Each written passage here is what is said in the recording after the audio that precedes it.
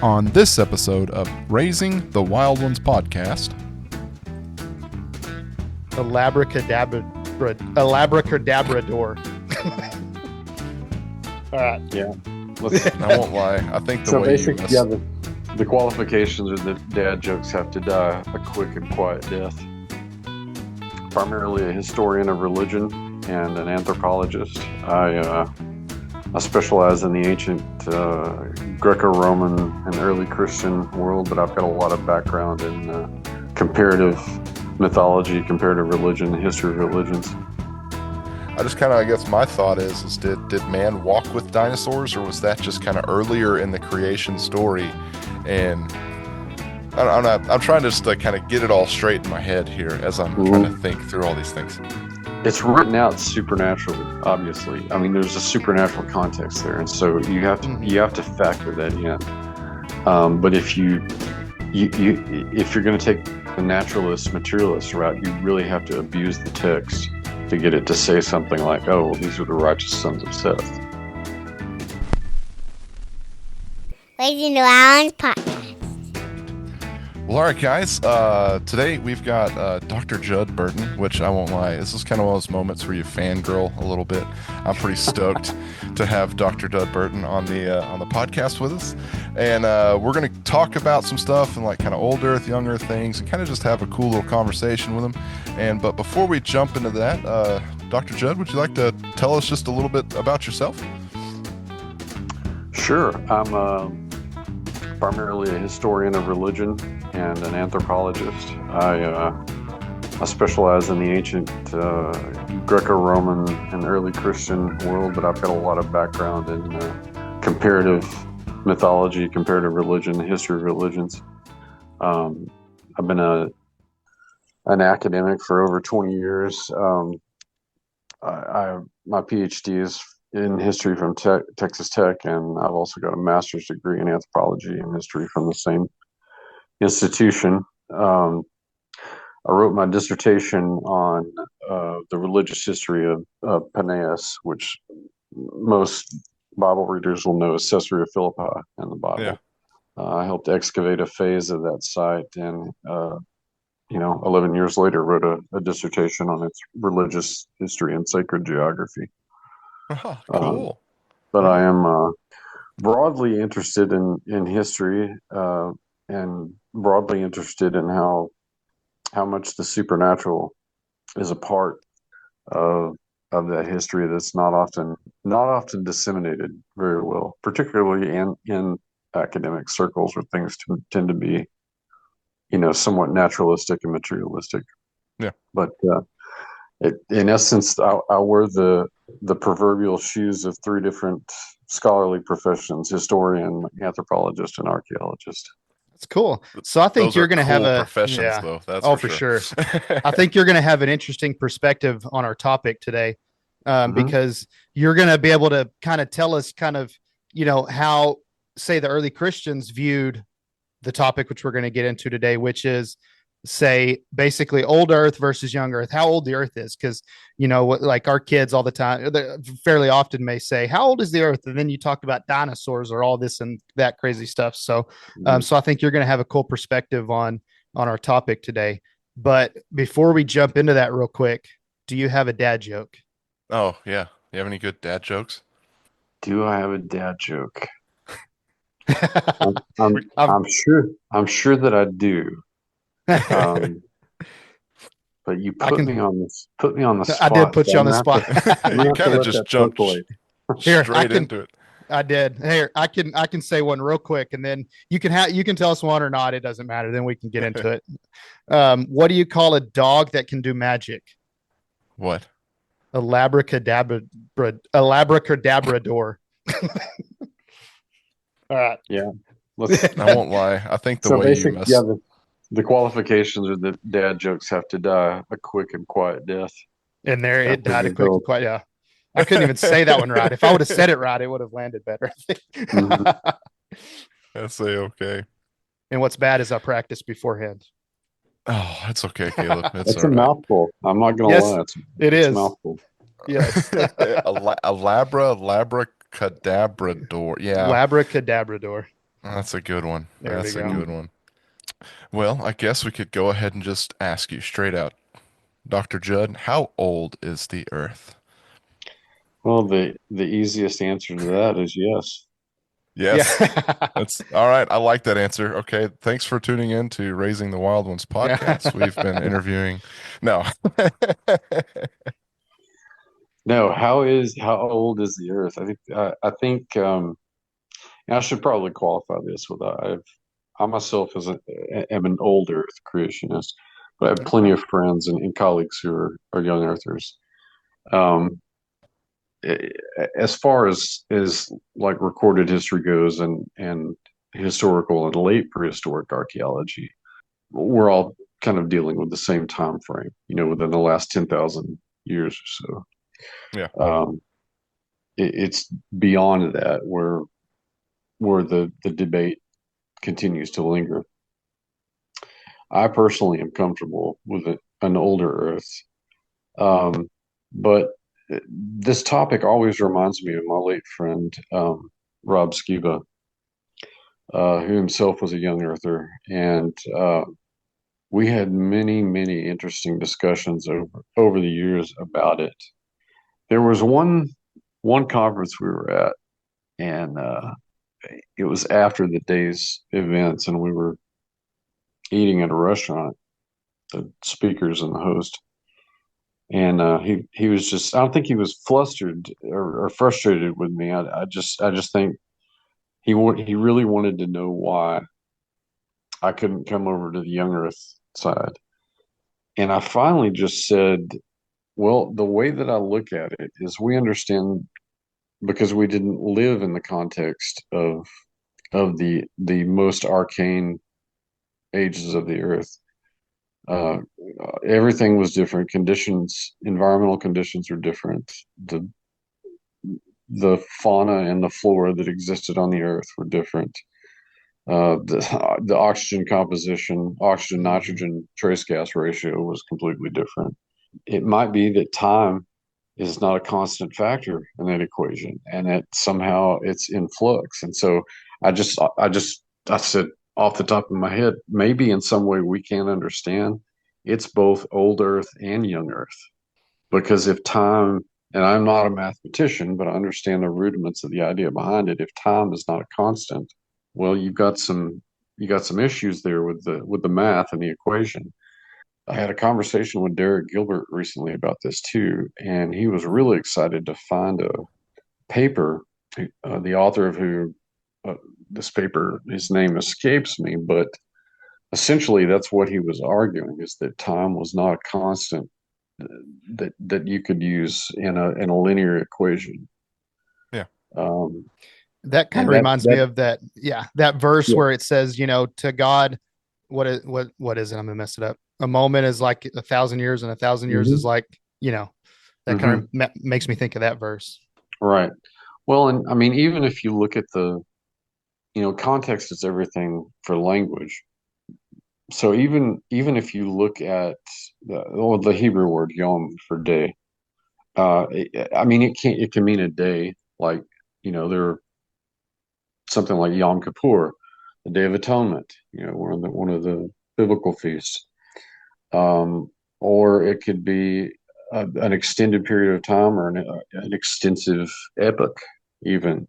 What's interesting about the flow of events in the creation portion of Genesis is that they essentially unfold in the way that um, archaeologists and biologists and paleontologists kind of tell us how our flora and fauna emerged. And you can understand that without even applying an macroevolutionary context. Macroevolution is the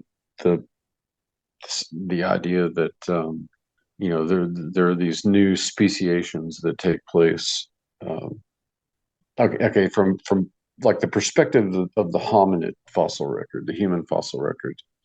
Um, Most physical anthropologists, paleontologists, people they're looking at ancient and prehistoric human remains are going to say that okay, well all of these new speciations. Well, but here's the problem with that.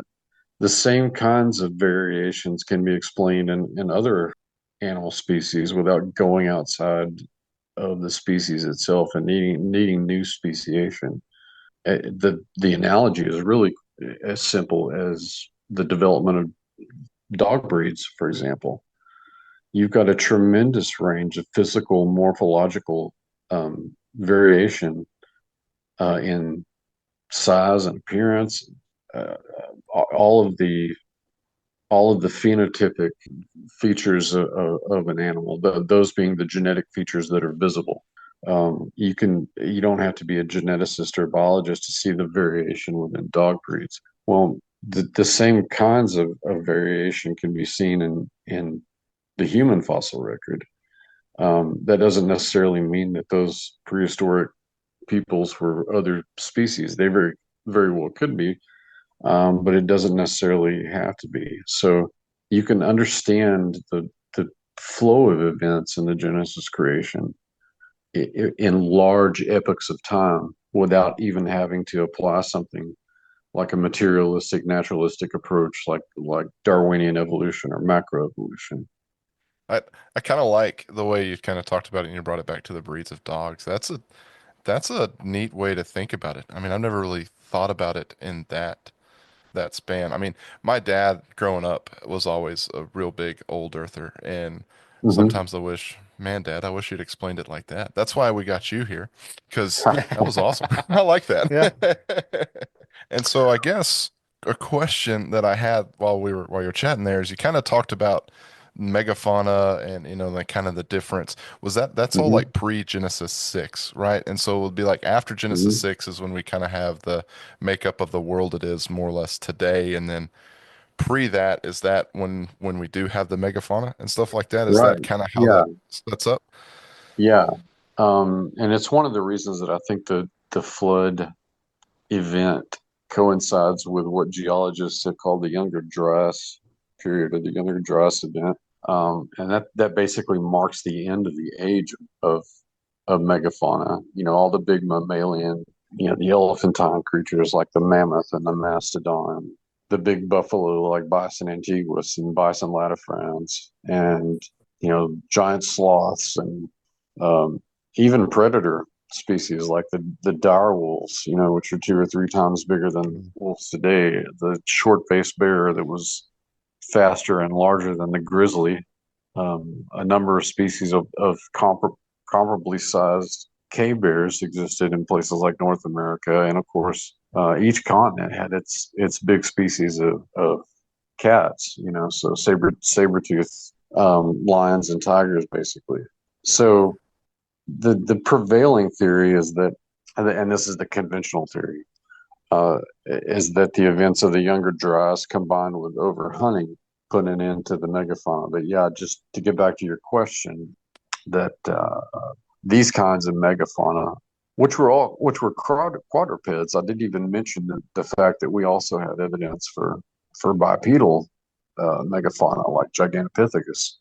So there were large hominids and apes that you could include in that. But yeah, those species died out in the climactic upheaval that happened before or at Genesis 6. However people want to interpret that, whether they want to look at it through the lens of the Noahic flood or the Younger Dryas event. I personally don't see the two as mutually exclusive.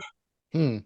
So I guess one thing, like say young Earth people would say Mm-hmm. that dinosaurs and megafauna and all that potentially Mm-hmm. died before the flood, Noah's flood, Mm-hmm. or Mm-hmm. died during that, I guess, and that's when they became extinct. So an older, the old Earth view is that the dinosaurs had that extinction event, and then those megafauna, the mammoths and those things came after Mm-hmm. that, Mm-hmm. and then you're saying so that's when they got wiped out by Noah's flood, correct? Mm-hmm. Okay. Yeah, and there were certainly large reptiles that survived. Most the lion's share of the Animalian catalog species that were killed out were And these large quadrupedal megafauna with a few species of bipedal megafauna. Yeah, and it's interesting some of those species that you mentioned that say were on the North American continents, like the saber-toothed lions, tigers, the big bears, sloths. Correct. I mean, a lot of that stuff. It's interesting. It'd be neat for those to still be coming around. And one interesting thing there was I live in Bangs, which is right by Brownwood, small town. Yeah, I know We exactly found. where that's at. Oh, do you? Yeah. Yeah. Drove through Bangs too. There you go. We found this was when I was a kid, and some of my friends actually helped on the dig of it in our cemetery here in town.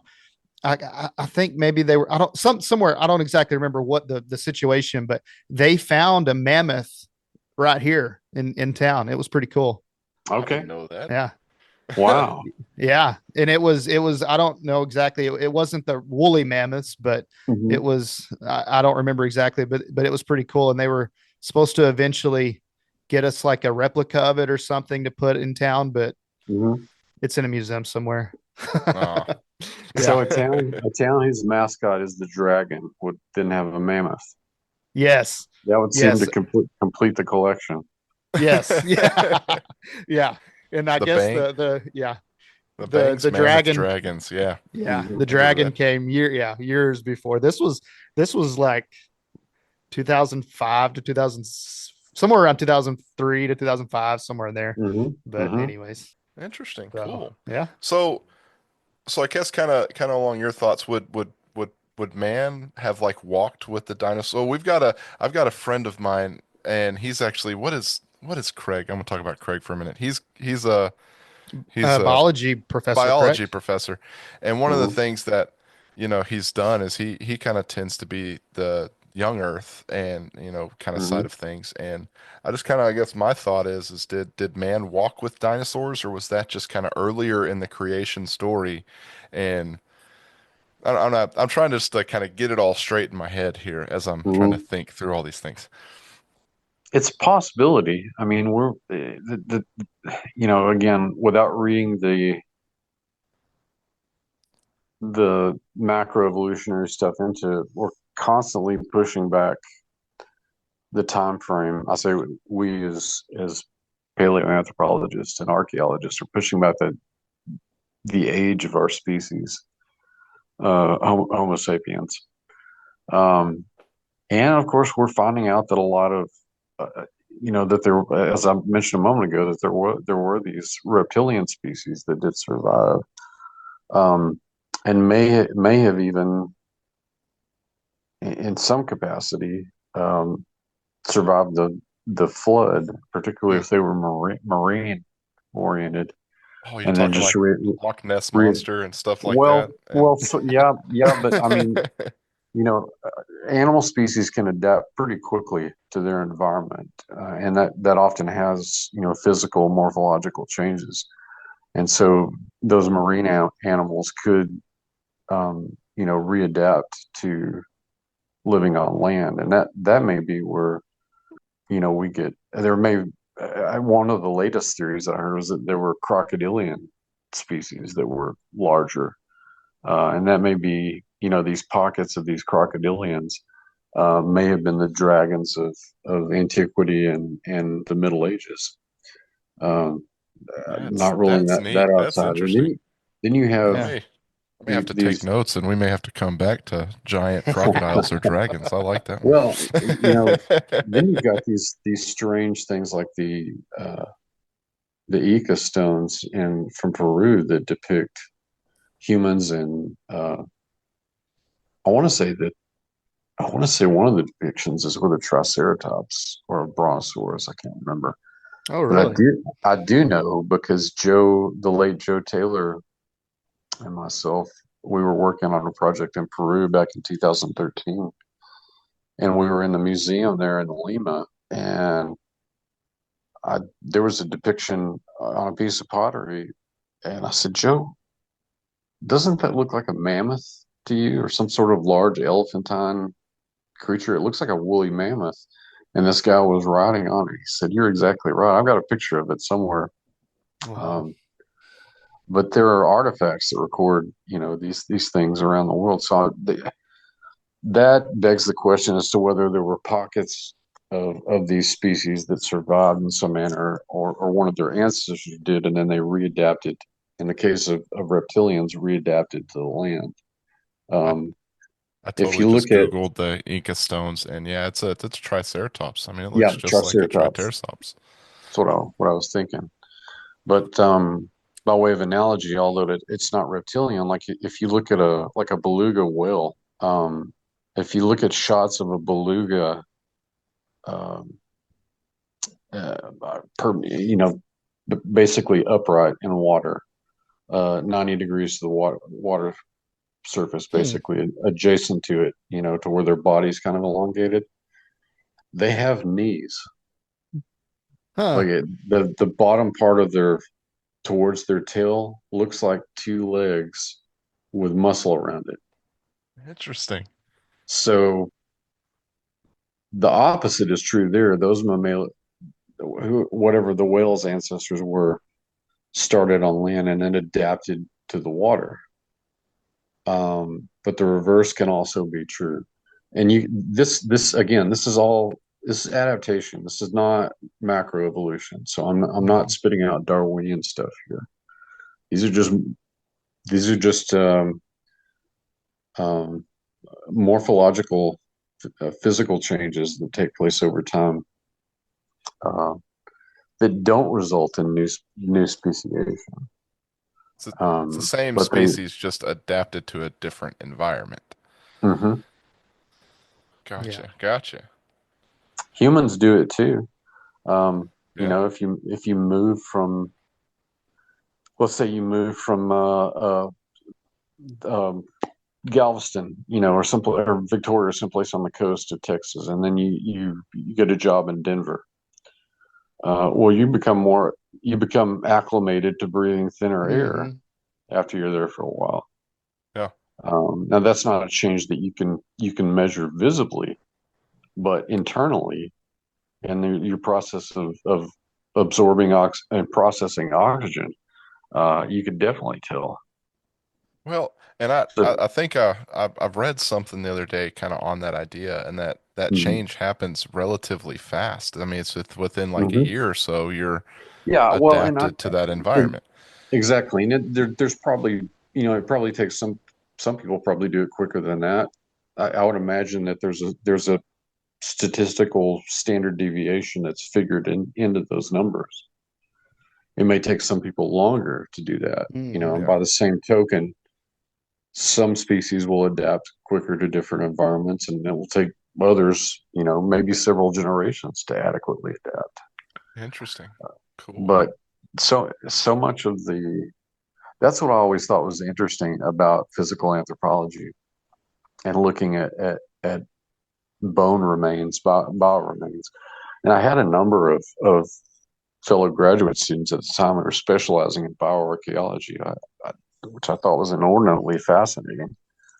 Um, but I never completely understood why Darwinian evolution had to be used to explain all of the morphological changes over time. Why does this have to be? In other words, take a species like, um, or just a designation like Homo erectus. Why does Homo erectus have to be a different kind of person than Homo sapiens? Why can't those changes over time just be physical adaptations that are passed on to another generation? But they're still human. They still have the same psychological equipment. They still have the same abilities. We know that from more proximate designations like Neanderthal. I mean, Neanderthals are one of the arguments is that they are Homo sapiens. In fact, one of the designations was at one point in time Homo sapiens neanderthalensis. Hmm. They have a larger, you know, cranial capacity. They're they were clearly intelligent, and so I'm musing a little bit here, but I say all that to say while I was taking my physical anthropology, course, is I gave each philosophy its due. I weighed the merits and demerits of Darwinian evolution, but I always found it cumbersome and rather useless and forced. In other words, why do you have to use the macroevolutionary model to explain all of this when it makes more sense to contextualize the changes that happen that were there? I mean, you can, archaeologically, I'm not going to debate that issue, but the new speciation, I never understood that. I never could see why that was a necessary object or end to the argument. And virtually, well, all of my professors were strict evolutionists. And I kind of like how what you said there about the Neanderthals, and I've always kind of wondered where do they fit in, but you kind of did a good job of explaining that. And one thing you could mention a little bit, we talk, or I guess evolutionists talk about at somewhere out there is that missing link that connects, that connects, say, is the evolutionary link that would connect, say, the Neanderthal to, or something to through evolution changing into something else. But that missing link, if I understand it correct, for any species has never been found. So no, and that goes back to the idea that that's taught as anthropological doctrine, basically, that humans and apes share a common ancestor. That's the missing link. But again, we've never been able to find it. We're just with any kind of excavation, whether it's material remains or bio remains, we're lucky to find what we find, because most of those samples are incomplete. Finding an articulated skeleton is a rarity. Usually, what we have to work with is between 20 and 50% if we're lucky. For the prehistoric stuff. Now, when you get into the historic era, it's a different thing, because funerary rites and entombment and that sort of thing help to preserve a lot of those kinds of remains. Yeah, gotcha. Well, I guess one of the things that I kind of was kind of thinking about is we kind of get to the Noah story of, so by that point, dinosaurs, I guess, kind of in some way, shape, or the form would have been like extinct or, hunted to extinction. Or is that kind of, because I mean, I think I got like the image in my head, the classic Sunday school, of like the two lions walking up Noah's Ark, Right. the Right. lions behind the lions, and it's like, where's the velociraptors, Yeah. Well, again, depending on how much angelic interaction there was with humanity before the Genesis 6 event. Yeah. Because we get some indication that they were, they didn't just get genetic access to humans, that they were tampering with animals too. So some of those iterations, undoubtedly, the chimerical results of those activities, undoubtedly end up in our mythology. But I've often wondered, as have some of my colleagues, as to what if there were much earlier interactions between these fallen Elohim and humanity and the biosphere at large. Is what sort of kind of Frankenstein monsters were created, and were some of those, some of the more aggressive species, like the velociraptor that you mentioned, or T-Rex or Allosaurus or something like that. Go ahead. I was about to say that's a real interesting perspective. I've kind of always wondered and thought about that and kind of like how all that fits in, but kind of viewing maybe some, like you said, more the aggressive t style dinosaurs Mhm. as creatures from that Genesis 6 era that Mhm. would have been destroyed in the flood, and in essence, God wouldn't have saved those creatures. And so that's a really cool way That kind is of an think about interesting it, thought. Yeah. you know? Well, and yeah, because yeah, they would have been tainted essentially. Now, I mean that again, we're looking at the primeval world through a glass darkly, as Paul would tell us. Um, so I don't mean to. They're predator animals in the scheme of any biosphere, and there's a reason for that. There's a divine order to that. God made that a standard. I get that, and so I don't mean to take that out of the equation. There had to be predators in the context of dinosaurs too. But there were I mean, not all the dinosaurs were cute plush toys. Yeah. There were Yeah. an abundance of, and not just on land. I mean, if you look at some of the species of like prehistoric shark, they make our most aggressive sharks, like bull sharks, and some of our larger predator sharks like great whites, look like, Is that kids at like the the playground. megalodon, right? Is that what's called the Well, megalodon? Am the I the thinking? mega yeah, megalodon, and there were these. I'm trying to What's that other remember. real big one? Yeah, there were some big ones, and there were these swamp sharks that looked like had these snake-like bodies that were just killing machines.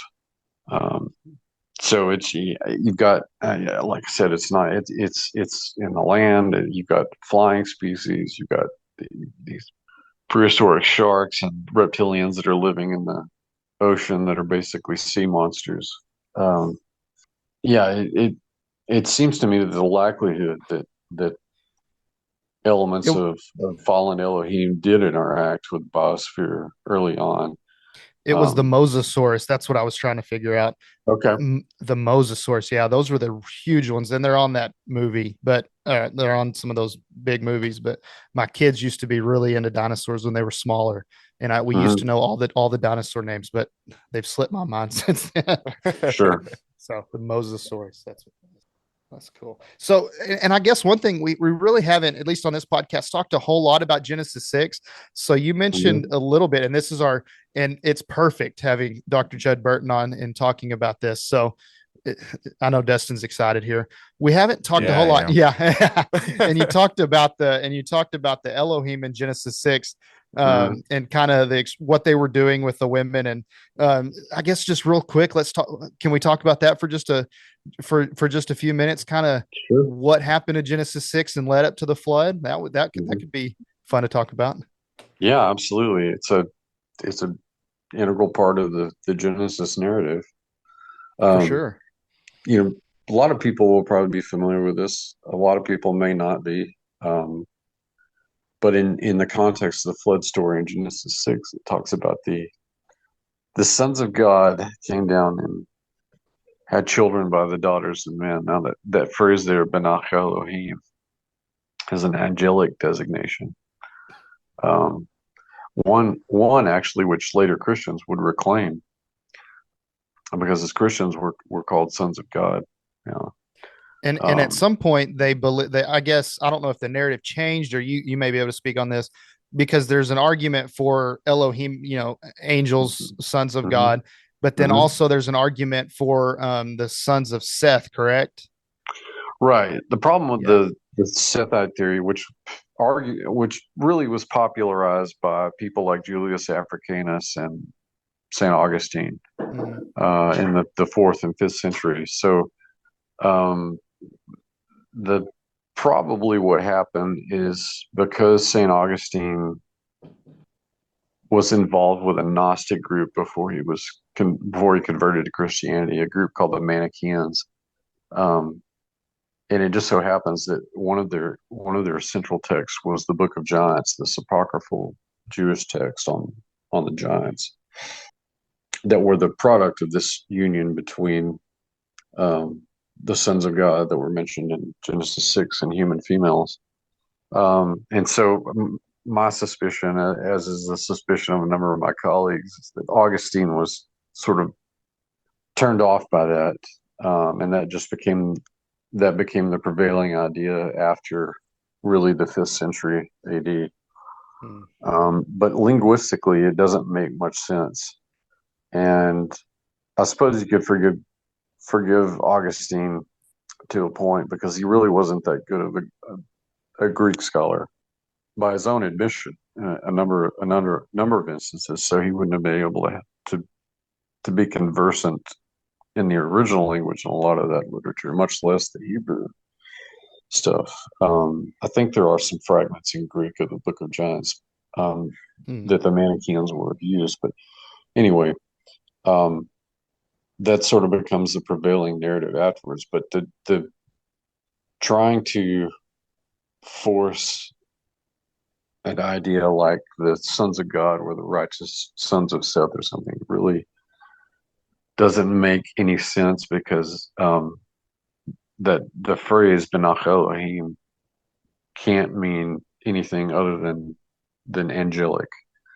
It just can't. There actually the late Michael Heiser wrote a couple of really good articles, and there are certainly other Hebrew scholars who have written on it as well.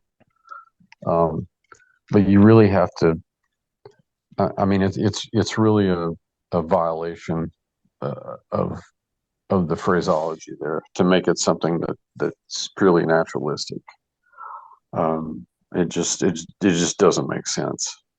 And it makes it's written out supernaturally, obviously. I mean, there's a supernatural context there, and so you have to factor that in. But if if you're going to take the naturalist materialist route, you really have to abuse the text to get it to say something like, "Oh, well, these are the righteous sons of Seth." I got you. Mm-hmm. And one thing you said earlier, and kind of tying these two together, where you talked about what the Hebrew means, and of course I'm not fluent in Hebrew, barely fluent in English, but where it talks about, you mentioned where it said the word day, and in the creation story where it talked about what that word day means, or what it can mean, where it can mean a 24-hour period, or it can mean a much longer period. And the same with that word Elohim. So, understanding the Greek is important in these stories. And so, kind of going back to that word day, and even Elohim in Genesis 6, kind of what did those early Christians say in Jesus' time? I guess they understood these things as, or say for the creation story, how did they understand the word day, and then also even you can then go into, say, Genesis 6. Well, you have to remember that the context for not just the first part of the early Christian period, but the time of Jesus' ministry and in the apostolic era, the context for that is Second Temple Judaism.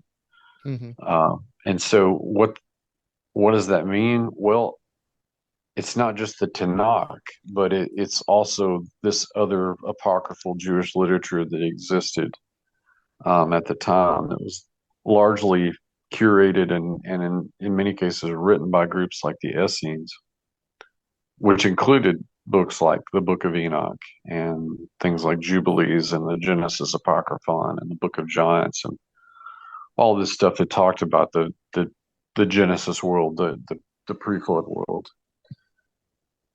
And so there were different schools of thought, because there were different groups of Judaism, even in Jesus' day, was not a monolithic religion. There were a number of sects of Judaism. You had the Pharisees, who were basically specialists in the law, the Sadducees, who were the temple infrastructure. You had people that were considered, kind of on the extreme end of interpretation, like the Zealots. And then you had, and this is just, this is the sampling of the ones that we know the best. There were certainly others. And then you had groups like the Essenes. who were just completely fed up with the corruption and like the temple infrastructure and the Pharisaical tradition, and it just left. They went out to the Dead Sea and other parts of.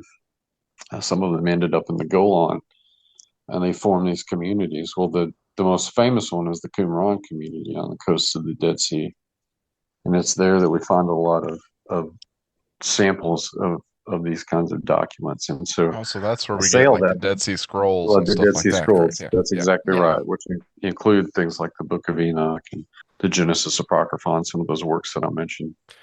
But I say all that just to say that you've got not just the Tanakh, but all of this other literature that are informing different peoples, and so there's not one way that they would have viewed the Genesis account. Again, just like Judaism was not monolithic at that period. So I guess one of the things I was sitting here thinking about is, so as a friend of mine is actually the adjunct professor of Hebrew at Howard Payne here in Brownwood. Hmm. Okay. And we were in Home Depot of all places. Sometimes the best conversations happen in Home Depot.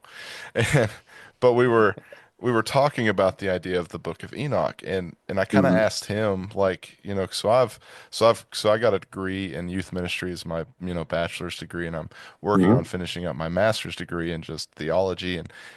And I never once, in kind of working in those classes, was I sitting in a class where they were like, well, hey, today we're going to be talking about some of these early Jewish writings, like the Book of Enoch, Hmm. and these things. I guess so. Like, does that also go back to Augustine, kind of the why we don't look at these texts today to help us kind of interpret the Bible, or help us kind of think about some of these biblical things from a historical perspective? Is that, or was there a different shift also that happened where it feels like, because not many people really talk about these things, kind of in your standard, church context, I guess. And No, so, not. Yeah, you're right about that. We've gotten better about it over the last 20 or 30 years. I mean, there have been some scholars that have really put that into context for us. Just how important, alongside all of the canon biblical literature, is.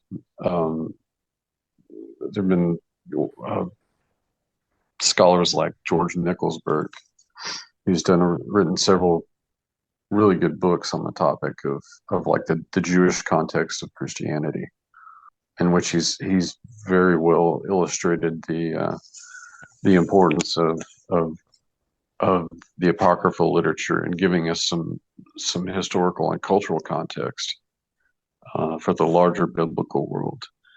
And that is slowly becoming a trend, but it's found a home more so not so much in seminaries as it has in sort of schools outside the mainstream, hmm. and even Bible studies for churches who are brave enough to talk about this kind of stuff. It's a cause that people like myself and Doug Van Dorn and the late Mike Heiser, and a lot of us are passionate about, because although we don't equate something like the Book of Enoch with the canon scripture, we do think that it's important because the same cultures produced the same literature. We've got references to them by writers of the Bible, of the canon scripture. And so if we believe that scripture is inspired, then we also have to believe that God inspired writers like Peter and Jude uh, to reference this material in scripture that became canon. That's Yeah. that's one of the chief reasons why it should be important, why we should kind of Talk, pay attention to us. they're talking about kind of like what it was, it Peter, First Peter 3, where he talks about how Jesus went down and proclaimed to the spirits that fell in the days of Noah. Is that kind of what you're Well, and then talking Second about? Peter as well, and the entire book of Jude is cited from this material. Yeah. There are places throughout the New Testament where it's not referenced, but the implication is that there were things in those text that the people, the writers of those books would have understood. A good example is the Caesarea Philippi visit that Jesus makes with his disciples in Matthew chapter 16 and Mark chapter 8. They go to this site at the foot of Mount Hermon. And what does he do there? He establishes the church. He says the gates of hell will not withstand against what's coming against it. He's putting his army together, the church, the assembly. He's throwing away the old assembly, the old sons of God, and replacing them with the new sons of God, and putting the demonic realm on notice. That's been one of the things that I've argued, not only in my dissertation, but in the books that in presentations that I've made over the years. Clearly, not just Jesus' disciples, but Jesus himself, and probably even some of the Romanized, Greco-Romanized Etrurians that made up most of the population at Caesarea Philippi at the time would have understood at least something of those references. And in the case of the disciples and the Jewish audience, would have known full well the significance of Mount Hermon because of works like the Book of Enoch and the Genesis Apocrypha and the Book of Jubilees. I also got to say is after this conversation that we've had so far is I've got about like 15 different topics now that we would like to probably have you back to cover and talk about. That's cool. Oh yeah. And so this may kind of tie in maybe a little bit to that. So in Genesis 1:26, when it says God said, "Let us make man in our image." Mm-hmm. Who was he talking to? Or what was he talking about? What was he referencing there? Well, the debate is largely about is God talking to the other members of the Godhead, the Trinity? Yes, yeah. Or is he talking to the other Elohim and his, basically the other angels? I don't see why the two have to be mutually exclusive there. I got you. I think it's both. It's both a conference and a pronouncement. And that kind of it's a neat way to think about it. I don't know. I think there can be like a lot of division on some of these topics about, old Earth, young Earth, or what does this mean or what does that mean? And I really have enjoyed the kind of your perspective of maybe it's a both and, and it's that's really neat to think about. It's not I like that. I really like that. Well, we have to approach Genesis in with the same kind of caution and admitted ignorance going up front that we do with a book like Revelation, because in the same manner that John is being shown a vision, or the definitive vision rather, of the end, Moses was being shown the definitive vision of the beginning. And John and Moses are both using the languages and the cultural toolkits that they have at their command to try and make sense of it, to try and illustrate what God is showing them. So yeah, there are lots of things that we can be divisive over, not really much of which is salvific at the end of the day. That's a good point. Yeah.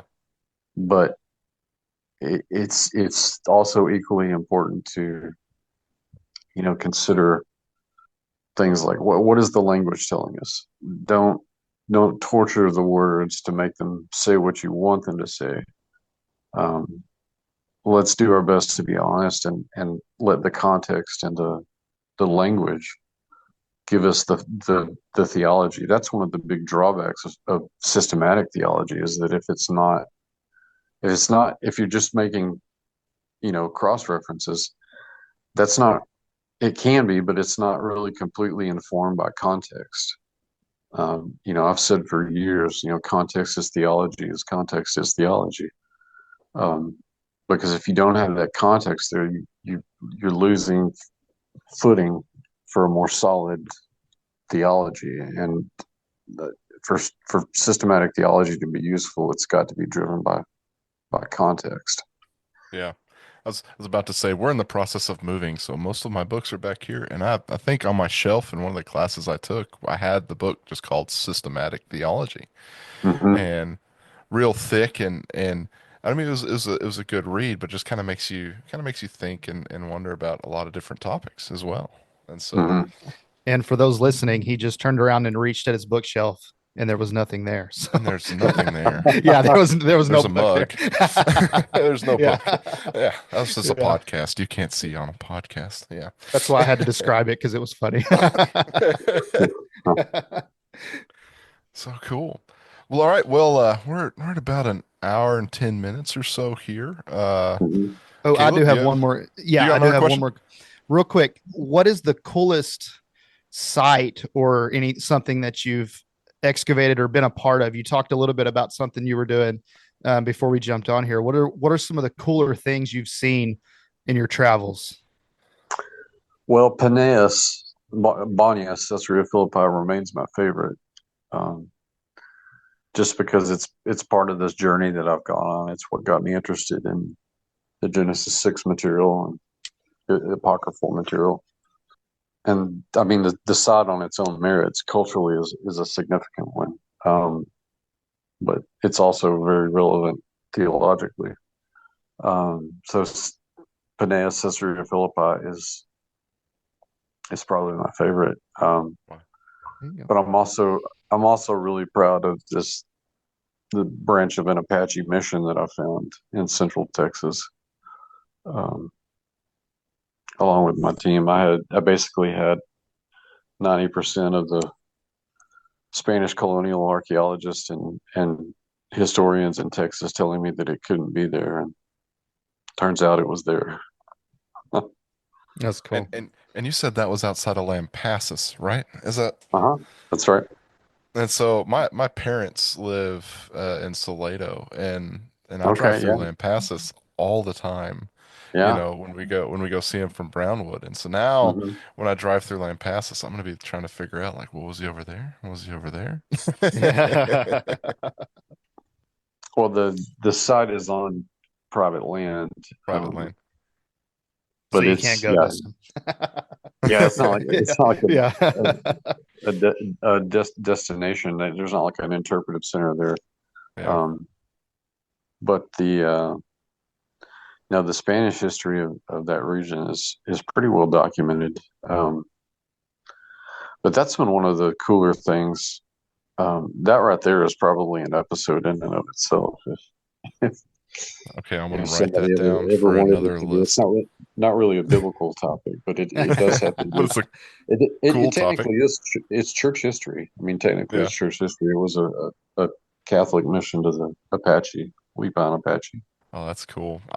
I remember just growing up, in Central Texas and hunting for arrowheads with my dad. We've got a big old, shadow box of just, Oh these yeah, small little yeah. Indian artifacts that we found just growing up. And we were outside we had a small place out on the Concho River outside of Miles, Texas, if you know where Miles, Yeah. Texas is. Yeah. Sure do. I And used to live in Miles, Texas you used to live in Miles? I did not know that when about I you, was Caleb. a little kid. There's nothing in Miles, but apparently Caleb used to live there. But I remember we had an old Indian fire ring on kind of on top of the river, kind of way up above, and I used to thought that was so cool because me and my dad would go up there and we would kind of light a fire sometimes, and my dad would be like, "Now just think, Dustin, the Indians did the same thing as they sat up here and kind of looked over the same river," and I was like, "Oh, Mhm. that's so cool, Yeah. you know, so cool." And so you're pretty well traveled going, from say Paneas or Caesarea Philippi.